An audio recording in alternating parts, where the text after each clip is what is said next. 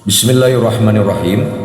Melanjutkan Hanca di dalam pasal ketiga terkait masalah amalan-amalan dalam tarekat. Sebelumnya kita sudah membahas masalah talqin dzikir, dan yang kedua sekarang adalah amalan khusus. Jadi sekali lagi sebelum kepada pembahasan terkait masalah amalan khusus, Abah tegaskan bahwa di setiap tarekat itu pasti tidak akan lepas terhadap amalan-amalan ini. Di tarekat itu tidak akan lepas dari talqin dzikir yang sudah kita bahas kemarin ya. Lalu yang akan kita bahas sekarang amalan khusus, tidak akan lepas dari zikir, dari muraqabah, dari robito, dari mengamalkan syariat, dari zuhud, dari mahabbah, dan juga yang lainnya. Cuman seperti yang sudah Abah jelaskan sebelumnya, bahwasanya setiap tarekat punya cara dan metode masing-masing, walaupun tujuannya sama dan semuanya baik insya Allah. Sedulur-sedulur yang diberkahi Allah, di dalam amalan-amalan tarekat ini yang kedua kan amalan khusus, ini tidak akan terlalu panjang penjabarannya. Jadi yang dimaksud dengan amalan khusus di sini adalah amalan yang memang benar-benar harus diamalkan oleh pengikut sebuah tarekat dan tidak diamalkan oleh orang di luar tarekat tersebut gitu. Makanya disebutnya amalan khusus gitu. Atau pengikut tarekat lain tuh kan. Amalan khusus ini bisa jadi bersifat individual maupun berjamaah. Itu maksudnya bagaimana? Maksudnya yang dimaksud dengan amalan individual ini adalah amalan yang memang harus dikerjakan oleh seorang murid pengikut tarekat, yang dimana amalan itu bisa saja hanya diberikan ke sebagian di antara murid tarekat yang sudah dianggap layak oleh guru mursyid untuk menerimanya. Jadi begini, Abah jelaskan. Pertama, amalan khusus, katakanlah misalnya tarekat Toifuriyah yang tarekat Abah ajarkan ke jamaah, ke umat gitu kan.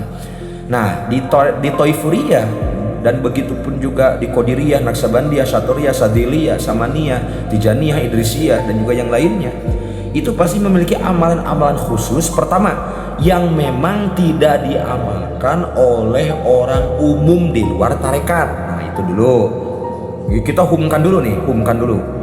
Jadi misalnya nih, seluruh jamaah Toifuriyah itu punya amalan yang memang tidak diamalkan oleh di luar orang-orang tarekat.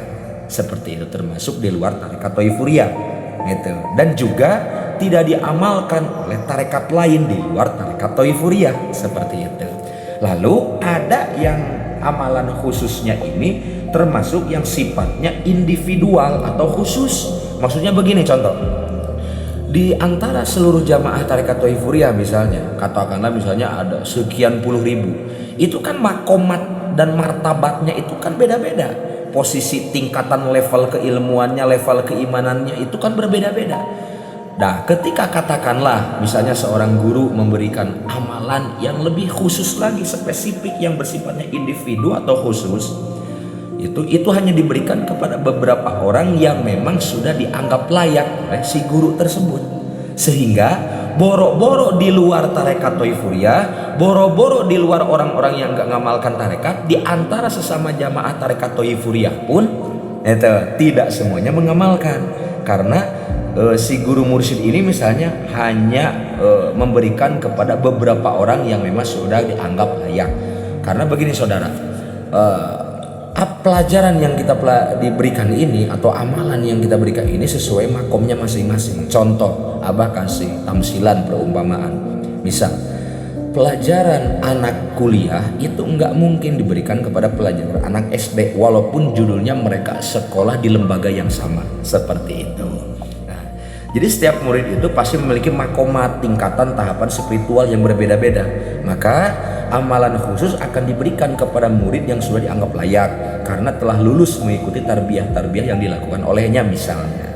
Sedangkan amalan khusus secara umum, khusus tapi umum nih, khusus tapi secara umum adalah amalan di tarekat tersebut yang hanya bisa diamalkan oleh murid-murid pengikut tarekat tersebut. Seperti yang sudah Abah tadi sudah tadi jabarkan ya.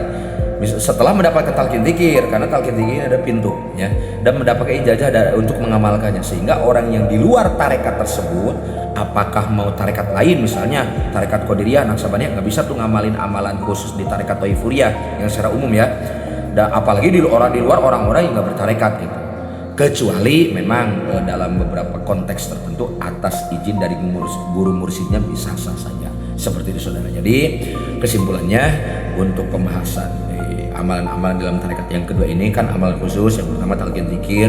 Di amalan khusus ini tidak terlalu panjang-panjang penjabarannya, intinya setiap tarekat pasti memiliki amalan khusus yang memang hanya diamalkan oleh penganut atau pengikut tarekat tersebut. Nah, amalan khusus ini juga selain secara umum untuk tarekat tersebut, ada juga amalan khusus walaupun sama-sama jamaah tarekat, tapi si guru kadang memberikan amalan yang lebih khusus lagi yang bersifat individual kepada orang-orang atau murid-murid yang memang sudah dianggap layak untuk menerimanya. Hatur nuhun, wallahu a'lam.